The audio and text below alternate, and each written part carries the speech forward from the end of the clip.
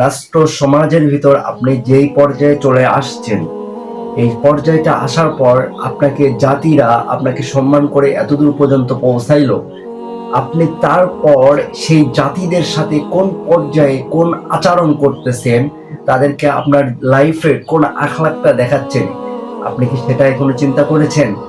আমাদের একটা জিনিস খেয়াল করা উচিত, আমাদের পুরো ওয়ার্ল্ডের ভিতর বর্তমানে যারা আছে উপর পর্যায়ে, প্রত্যেকটা মানুষের ভিতর অহংকার। আর আমরা আমরা হচ্ছে নির্লজ্জ জাতি। আমরা কখনো বুঝি না যাদের ব্যাপারে, যাদের বিষয়ে ব্যবস্থা নেওয়া উচিত, তাদের বিষয়ে ব্যবস্থা না নিয়ে অন্যদের বিষয়ে ব্যবস্থা নিই।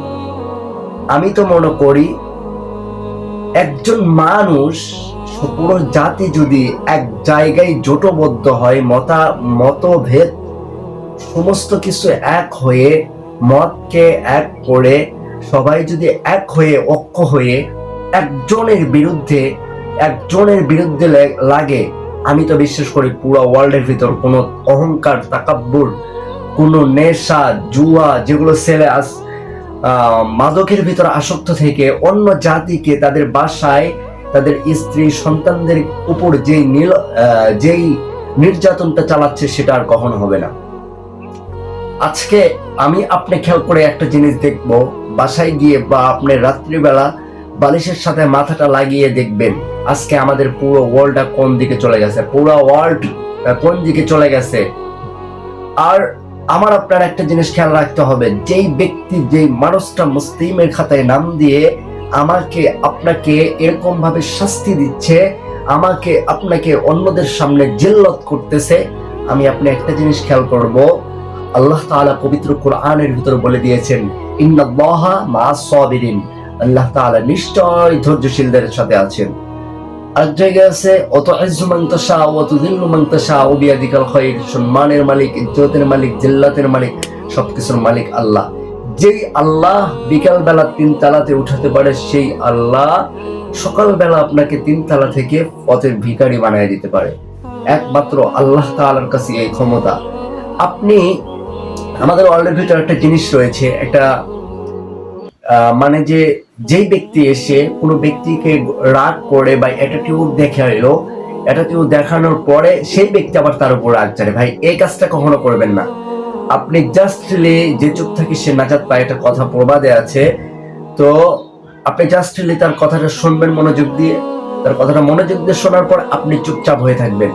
দেখবেন এই ধৈর্যের কারণে আল্লাহ তাআলা তাকে কতটুকু বেশি সময় লাগবে না, অল্প একটু সময়ের ভিতর তাকে নিচু পর্যায়ে চলে আসবে। সে আপনার কাছে এসে ক্ষমা চাইতে বাধ্য হবে।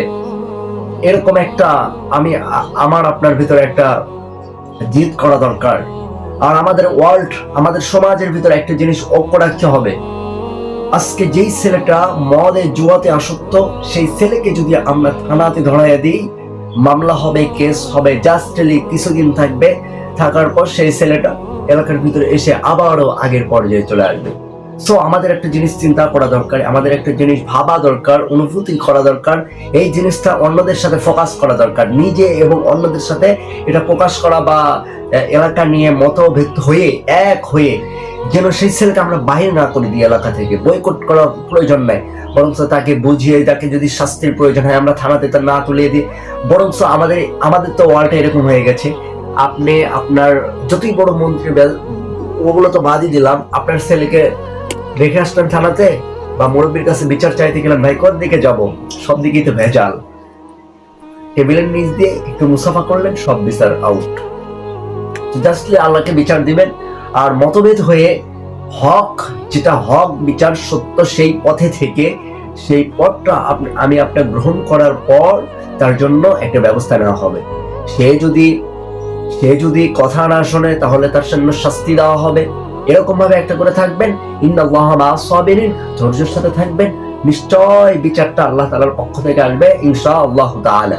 এই জন্য আমার আপনার ভিতর ধৈর্য রাখতে হবে।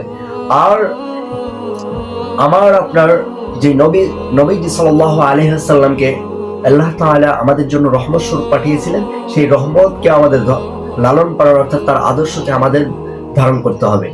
হযরত ওমর রাদিয়াল্লাহু তাআলা সাইয়েদনা ওমর রাদিয়াল্লাহু তাআলা আনহু ছেলে আবু শামা, সে তার বিচার কিন্তু সে ওমর রাদিয়াল্লাহু তাআলা নিজেই করেছে। সেরকম বিচার আজকে আমাদের ওয়ার্ল্ডের ভিতর নেই। সো তার বিচারটা না পাইলাম, কিন্তু তার স্বীকৃত তা আমাদের ভিতর থাকতে হবে। এই জিনিসটা খেয়াল রাখতে হবে, তাইলে ইনশাআল্লাহ তাআলা জাস্টলি আমার আপনার লাইফটা নবীজি সাল্লাল্লাহু আলাইহি সাল্লামের মতোই করবে ইনশাআল্লাহ তাআলা।